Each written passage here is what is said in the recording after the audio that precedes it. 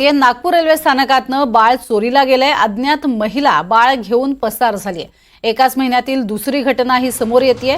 बाळ चोरणारी महिला ही सीसीटीव्हीत कैदही झालीय। 6 महिन्यांचं बाळ नागपूर रेल्वे स्थानकावरनं चोरण्यात आलंय। एका अज्ञात महिलेनं बाळ घेतानाचं सीसीटीव्ही फुटेज हे पाहायला मिळाले। बाळाला घेऊन एका ट्रेनमध्ये चढतानाही ती दिसलीय।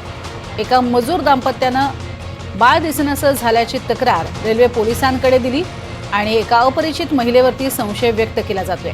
या महिलेनं त्यांच्याशी मैत्री केली होती, मात्र नंतर ती बेपत्ता झाली।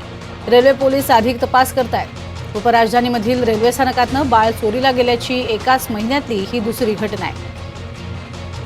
त्यामुळे बाळाला घेऊन नेमकी ती कुठे गेली हे पाहणं महत्त्वाचं ठरणार आहे आणि अशा घटना वारंवार घडत आहेत। यावरती सुद्धा आता रेल्वे पोलिसांना लक्ष ठेवून राहणं गरजेचं ठरेल। बाळ चोरणारी महिला सीसीटीव्हीत कैद झालेली आहे। काही काळात ती महिला आणि बाळ हे सापडेलही, मात्र बाळ सुखरूप असावं एवढीच प्रमुख अपेक्षा आहे। तर राज्याची उपराजधानी म्हणून नागपूरची ओळख आणि तिथे अशा घटना घडत आहेत।